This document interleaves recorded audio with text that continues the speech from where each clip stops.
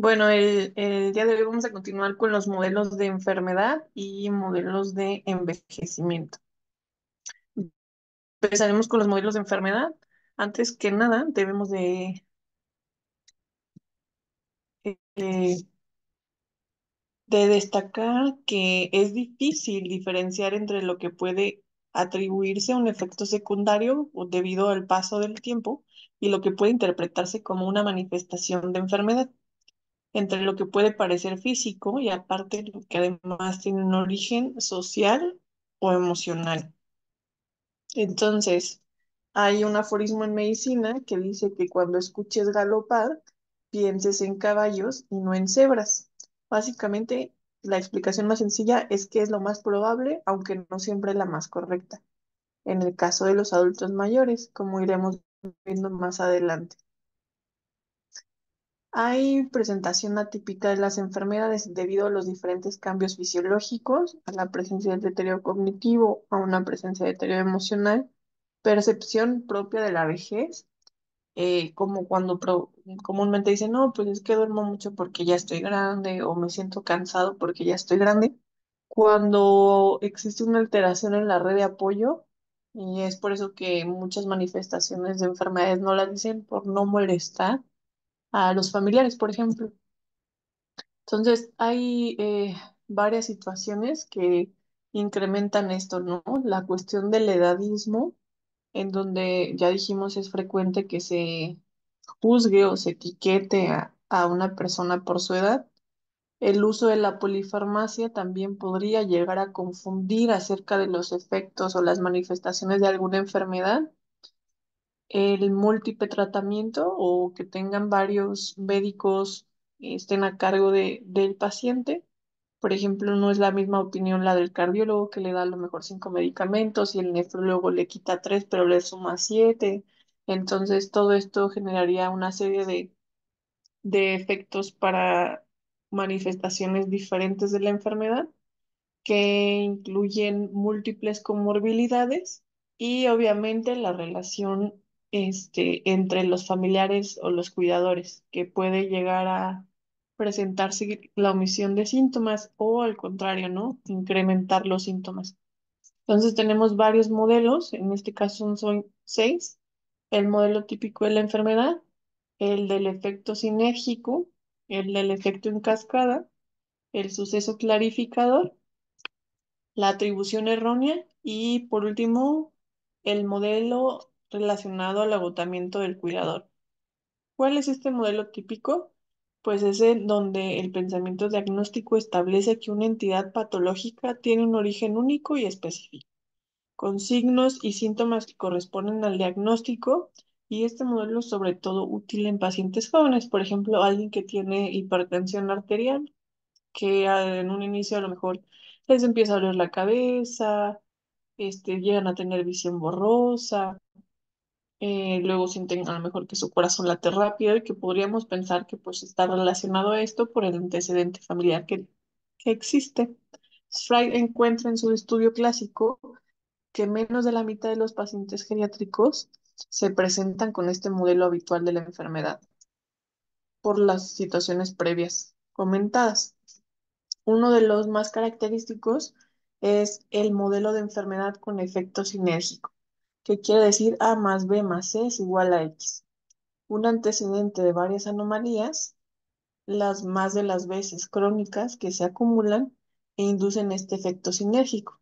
Estos síntomas se van a superponer y van a producir un resultado en común, pero va a ser diferente o propia de cada una. Por ejemplo, esta paciente o esta persona mayor con antecedente de osteoartritis disminuye pues como tal la movilidad, además tiene como diagnóstico insuficiencia cardíaca y por lo mismo pues recibe diuréticos. Entonces todo esto va a fomentar una incontinencia urinaria debido a la dismovilidad y al uso de los diuréticos y la pues, propia patología o manifestaciones de la enfermedad y nos va a generar un aislamiento social y la presencia de depresión, por ejemplo. Otro de los modelos es el efecto en cascada, en donde cada una de estas intervenciones o cada una de estas anomalías se va a ir exacerbando hasta generar un profundo desequilibrio. Por ejemplo, está el problema inicial, va a provocar o exacerbar una anomalía previa y esto va a generar un problema que va a exacerbar todavía al primer problema y va a ocasionar un profundo desequilibrio.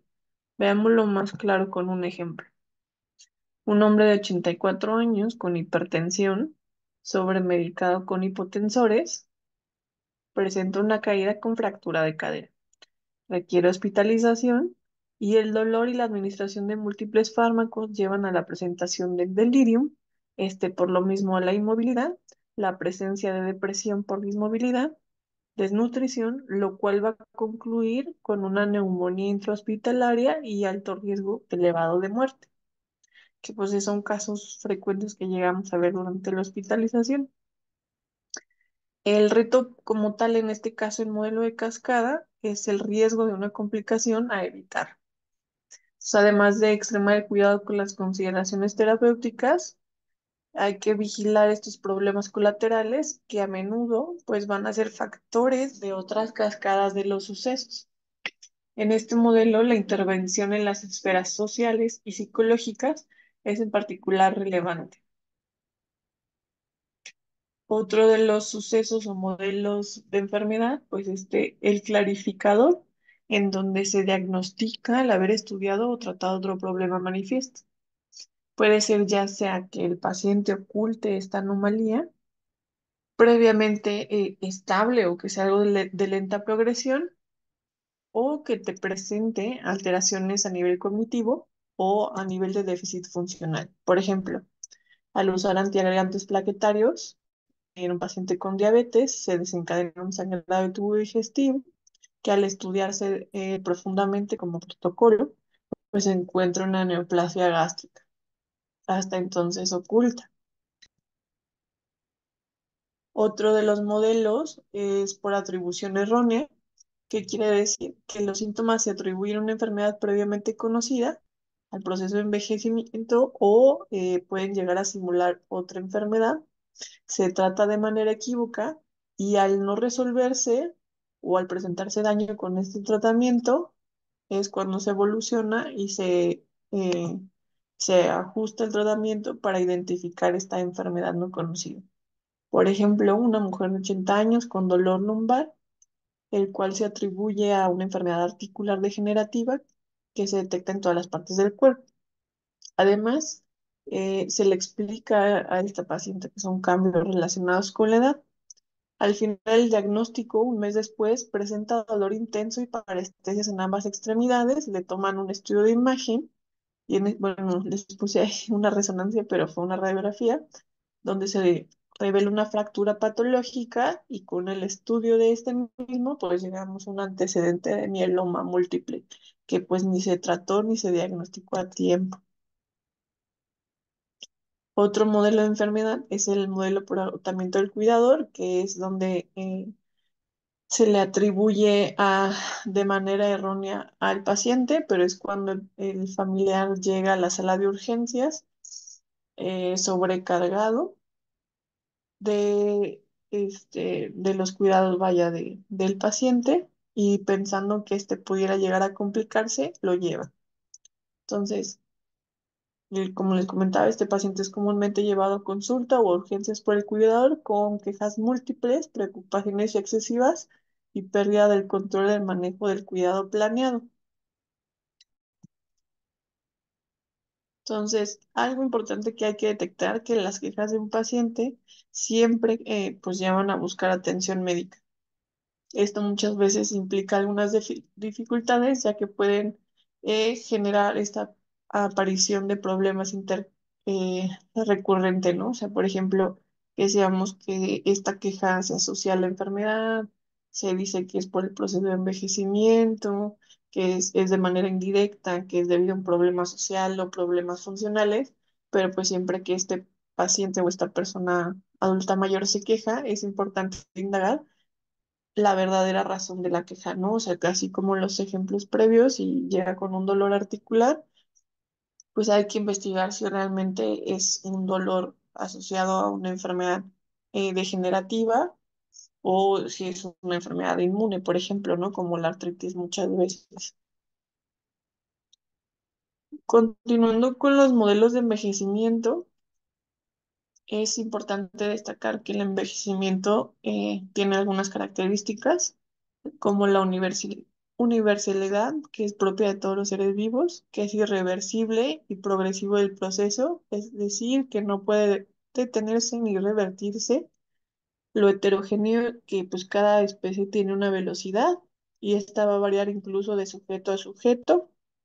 Lo deleterio, o sea, que lleva una pérdida de función progresiva, y lo intrínseco, dado que se ha observado un aumento progresivo en la expectativa de vida de la población.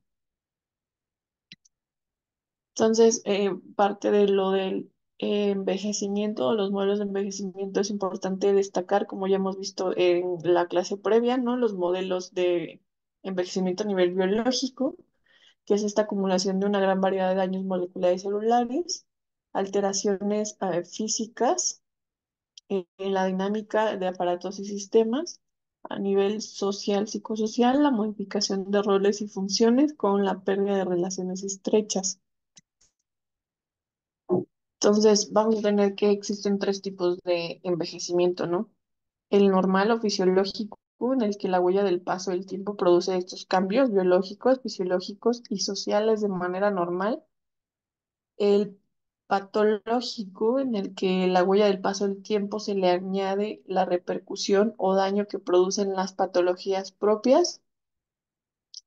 El óptimo, en donde se realiza la calidad de vida y que a este envejecimiento se le conoce como envejecimiento activo, o sea que básicamente continúa participando dentro de los roles tanto sociales como estas cuestiones físicas. Entonces, antes de hablar un poco más de envejecimiento, importante destacar y recordar lo de la capacidad funcional y la capacidad intrínseca, que estas, bueno, al final de cuentas van a ser características que van a permitir que la persona pueda tener un envejecimiento apropiado pues al entorno, no solamente, sino también a las capacidades propias de, pues de su cuerpo, ¿no? A la relación con las comorbilidades, a la relación con el entorno social que puedan llegar a tener.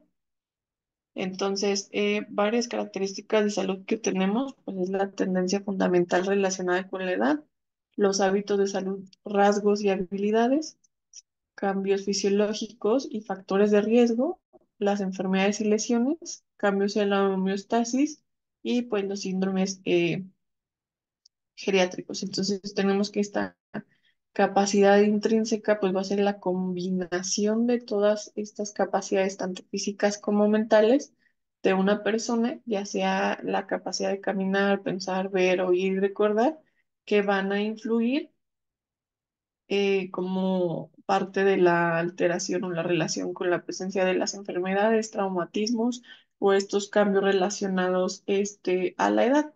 En cambio, pues esta capacidad funcional va a permitir que se, que se comprendan estas capacidades de este ser o de perdón, de este ser para que pueda llevarse a cabo con el entorno y pueda realizarse y hacer lo que es importante para ella, ¿no? Por ejemplo, a lo mejor dentro de una capacidad intrínseca podemos tener una persona mayor con uso de sillas de ruedas, eh, y algo que nos podría funcionar a nivel de la capacidad funcional o algo que nos permitiría que él pueda realizar las actividades que de antes o que realiza, pues es que existan rampas para que él pueda transportarse en su silla de ruedas o que alguien pueda transportarlo en silla de ruedas o elevadores para que él pueda llegar de un lugar a otro. Entonces, con respecto a la capacidad física, pues podemos tener varios trayectos. La trayectoria óptima es donde esta capacidad intrínseca permanece alta hasta el final de la vida, o sea, básicamente las comorbilidades, este entorno espiritual, psicosocial se mantienen en equilibrio. La trayectoria interrumpida, que es la línea amarilla o la línea B, en donde un acontecimiento provoca disminución de la capacidad seguida de cierta recuperación. Aquí un ejemplo muy claro que, pues, que nosotros vemos frecuentemente es, por ejemplo, una fractura de cadera, que si ésta llegara a tener la rehabilitación óptima, podríamos recuperar o parte de esta capacidad intrínseca y mantenerse y poder destacar o permanecer así hasta el final de vida, pero si esta capacidad interrumpida no genera o no lleva a cabo la rehabilitación, nutrición, etcétera, de manera adecuada, pues vemos que empieza con deterioro. Y al final, pues tenemos esta trayectoria con deterioro, que es donde la capacidad disminuye de forma constante hasta la presencia de muerte. Con respecto al funcionamiento, era esta cuestión de la capacidad intrínseca y la capacidad funcional. Per se, si se mantiene de manera adecuada esta capacidad intrínseca, vemos que pues permanece con una disminución gradual. Igualmente la capacidad funcional va teniendo una disminución gradual. Aquí a lo mejor podría variarse la capacidad funcional respecto a algunos países con, pues, debido al edadismo, a estas barreras arquitectónicas que luego llegamos a tener, al entorno social, entre otras cosas. Entonces, ¿qué es lo más importante o qué es lo que debe quedar claro? Es que como tal, el estudio del envejecimiento se trata de agregar salud a los años. Entonces, vamos a hablar sobre el modelo de envejecimiento saludable. Este se basa en datos empíricos y fundamentos clínicos aplicados en áreas tan diversas como la promoción de la salud, la educación, el tratamiento de adicciones, obesidad, enfermedades crónicas y básicamente el establecimiento de objetivos. Un enfoque centrado en el cliente, vaya, en esta persona, se ejemplifica mediante métodos de escucha reflexiva, obtención de soluciones por parte del paciente y deberíamos de apoyar la parte de la autonomía según Rolnick en el 2007. Se deben individualizar los objetivos y hacerlos específicos para tiempos y lugares. También parecen ser esenciales. No es lo mismo que llegue a la consulta un paciente o una persona con fractura de cadera, antecedentes de sarcopenia, antecedentes de nutrición y mala red de apoyo, y que nosotros como receta pues, de cocina intentemos enviarlo a nutrición, a rehabilitación. A lo mejor hay otras cosas que podemos iniciar o descartar desde un principio, como agregar estas intervenciones por trabajo social, incluso a lo mejor como no pueden traerlo a rehabilitación porque viven muy lejos o estas cuestiones, pues lo que podríamos hacer es aplicarles el BB Frame, por ejemplo, o incluso enseñarle algunos ejercicios durante el momento de la consulta, por ejemplo. Entonces, estos estilos de vida, los factores incluyen el ejercicio, el comportamiento dietético y las cuestiones de estrés, pues han establecido que estas gestiones en la salud, pues contribuyen a una percepción, no a una presentación de un envejecimiento saludable. Entonces, este es un estudio en donde quisieron detectar cuáles podrían ser estas maniobras que pudiéramos utilizar para tener un envejecimiento saludable. Entonces, lo primero es ver la perspectiva tanto del sistema de salud como a nivel personal, o sea, del paciente, y ver qué es lo que piensa del otro lado, ¿no? Del escritorio, cuál es la perspectiva del sistema de la atención de salud. Posteriormente, pues tener esta perspectiva centrada en el cliente, vaya, en el paciente versus el proveedor, generar estrategias individualizadas de tipo coaching, por ejemplo, que tenga su seguimiento con psicología o que si no es posible que la tenga ahí, por ejemplo, en el hospital, pues que la tenga cerca de donde está y que este enfoque siempre esté impulsado por un coach. O sea, con alguien incluso pueden llegar a ser familiares que estén pendientes de esto, no como cuidadores principales. Eso sí sería como importante destacar, que no a fuerzas, pues es este cuidador principal, porque a veces pues pudiera llegarse a omitir o a presentar como sobrecarga, ¿no? Entonces, ¿qué podemos hacer para que esta capacidad funcional y esta capacidad intrínseca se mantengan? O sea, esto con los servicios de salud, preveniendo enfermedades crónicas, asegurando la detección temprana de control y invertir en la disminución de la capacidad o como tal tratar las enfermedades crónicas avanzadas cuando ya existe una pérdida considerable. Cuando son situaciones de cuidados a largo plazo, hay que apoyar las conductas para mejorar la capacidad y asegurar la dignidad en la última etapa de la vida. Y con respecto al entorno, pues es promover conductas que mejoren la capacidad y eliminar los obstáculos que impidan la participación y la compensación de esta pérdida de capacidad. Este es un estudio multidimensional con respecto al modelo de envejecimiento saludable. Se realizó en Ecuador. Es un estudio analítico transversal en base a la encuesta nacional de salud y bienestar del adulto mayor en 2010. La muestra fue de 1.797 adultos de más de 65 años, donde se veía un grupo de envejecimiento saludable y un grupo de no tan envejecimiento saludable. En en este estudio encontraron que los más pobres tenían menos probabilidades de pertenecer al grupo de envejecimiento saludable y que la educación secundaria o superior pues tenía una mayor probabilidad de pertenecer a este grupo de envejecimiento saludable. En este gráfico se presentan como tal los dominios que fueron evaluados según estos dos grupos de envejecimiento saludable y no tanto envejecimiento saludable, en donde la meta era que se acercara como más al número 10 pues tenía un mejor estado de salud. Entonces, pues sí, es más que obvio que quien tuviera este equilibrio en las cuestiones físicas, cognitivas, en dominio social, de participar en los síndromes geriátricos, un control, pues tenían esta cercanía más a la cuestión del envejecimiento saludable, ¿no? Entonces, ¿qué es lo que proponen actualmente? Pues la Organización Mundial de la Salud, no sé, o genera este modelo Sícope, en donde intenta generar una serie de pasos, sobre todo para las primeras líneas de atención a salud, pasos para poder abordar, para poder detectar, abordar e iniciar algo de tratamiento o referir en caso necesario con respecto a estos 6 puntos: la vitalidad, la capacidad visual, la capacidad auditiva, cognitiva, psicológica y locomotriz. Entonces, el primer paso sería detectar estas capacidades, estas pérdidas de capacidades intrínsecas en la comunidad, evaluarlas a mayor profundidad, evaluar si existen este, situaciones subyacentes para que pueda llegar a tener un abordaje integrado, rehabilitación, cuidados paliativos, en todo caso de ser necesario, y abordar también el entorno físico y social, vigilar la adaptación del entorno, eliminar obstáculos en la participación ciudadana, plan de apoyo y asistencia social.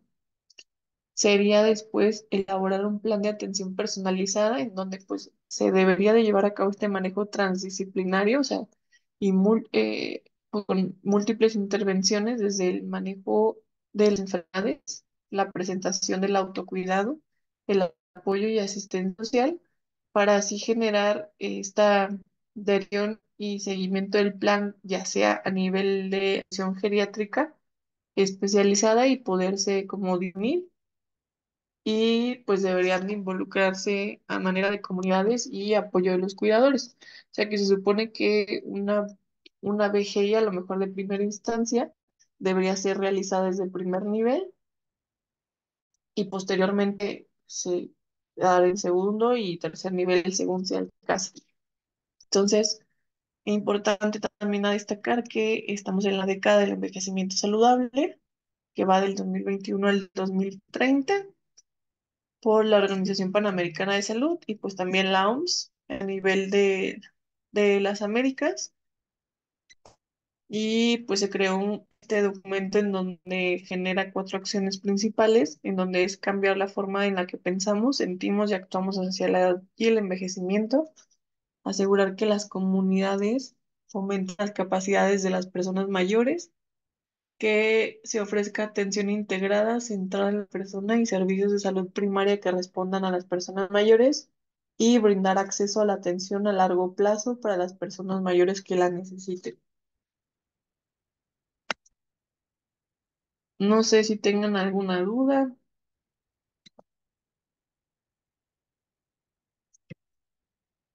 Hola. Hola, creo que no, creo que por lo que nos comentas y todo, pues, o sea, los modelos son previos, pero también están habiendo como ciertos cambios, pues, acordes a lo que va para proponer nuevos modelos que estén más enfocados en el adulto mayor y eso es algo muy bueno.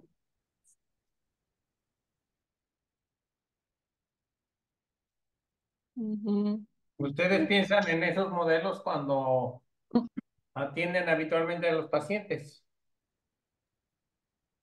Sí, pero sobre Sí, todo Algunas en el veces. e-cope. Ajá. Y el tipo de modelo que pueden encontrar de enfermedad, lo escriben en el expediente. no, no lo hemos hecho. No, no lo escribimos. O sea, a Eso lo mejor lo que más sería, mencionamos es, eso sería interesante, inclusive para iniciar inclusive algún protocolo de estudio, ¿no? De qué modelos de ujú, enfermedad identificados en los pacientes ya sea de la consulta externa o del hospital, a ver cuál es el más prevalente o de los modelos que se encuentran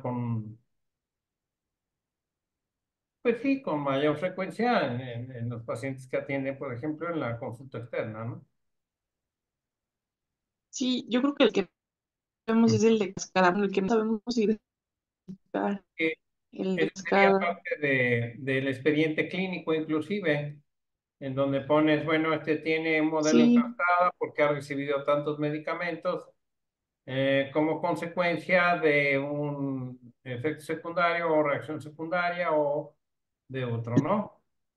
Y aquí parece que estamos sí. en un modelo de atribución errónea, por ejemplo, ¿no? ¿O cuál Ese es lo el llegamos a ver tipo? mucho en interna. O sea, luego, o cuando suben así de urgencias, que llegan con interna y llegan que por ibus o delirium o así, y al final es otra cosa. Ok. Sí, es bien Sí, común.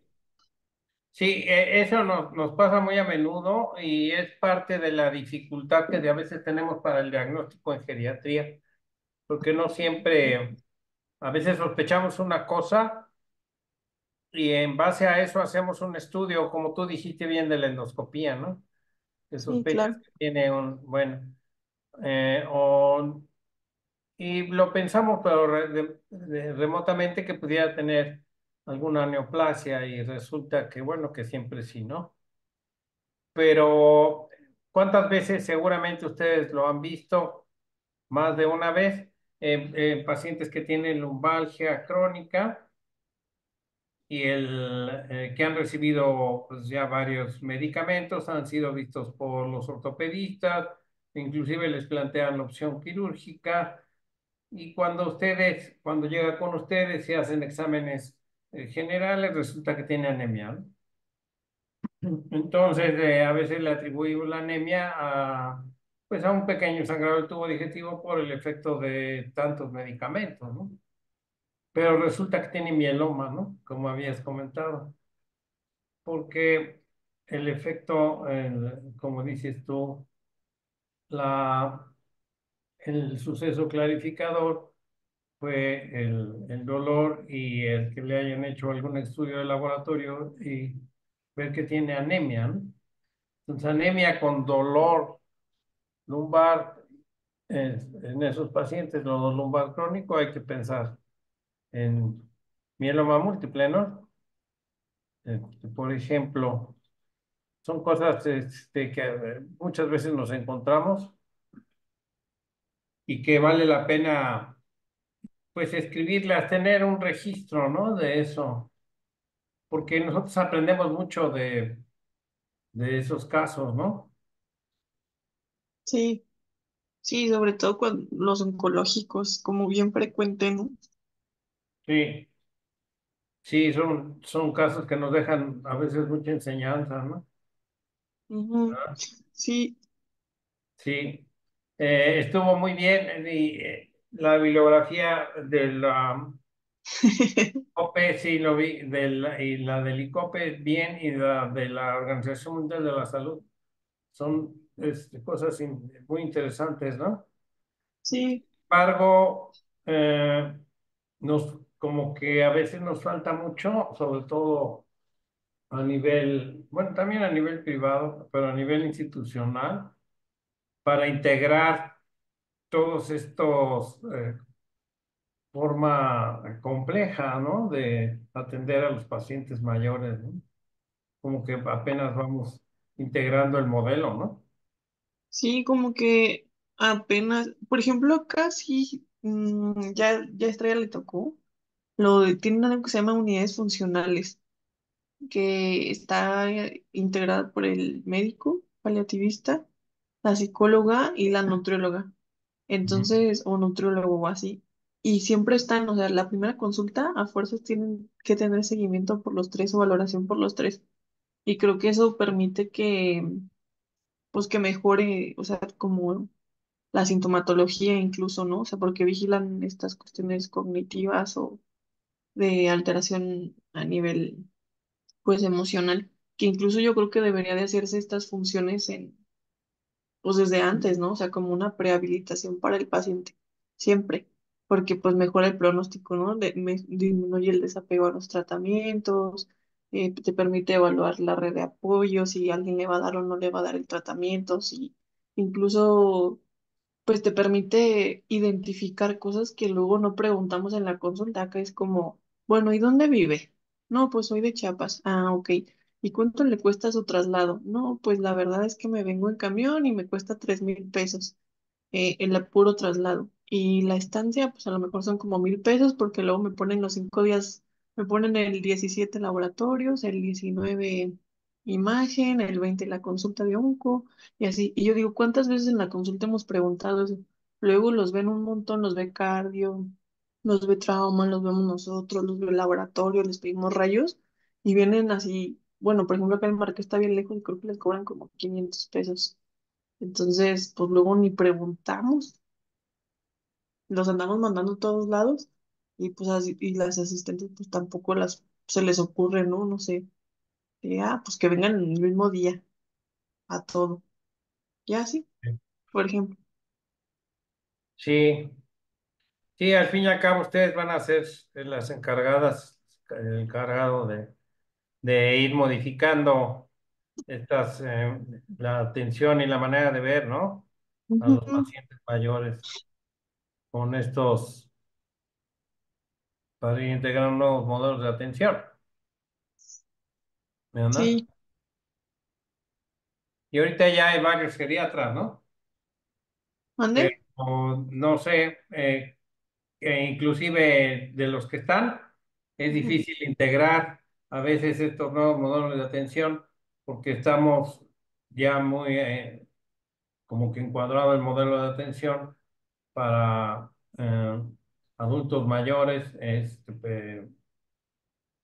junto con los adultos jóvenes, ¿no? Ah, sí, Ujú. sí, es Entonces, verdad. ahí habría que dar un giro, ahí sea otro tipo de modelo de atención para los adultos mayores dentro de la propia institución, pero es como poco a poco, ¿no? Como irle dando vueltas poco a poco. Sí, igual incluso lo que hemos llegado a ver cuando nos interconsultan para pacientes más jóvenes es que les funciona. O sea, hasta nos da risa luego de que pues nos piden interconsulta para 30, 40, 50 años y pues les va mejor porque preguntamos estas cosas que a veces omiten pues en otras áreas, ¿no? Como la cuestión psicosocial. ¿Ok? Ujú. Poco a poco hay que integrar estos modelos de atención, ¿verdad? Bueno, ok, Sí, muy bien, ok, muy bien. órale. Mm. Gracias, ¿Alguna doctor. pregunta?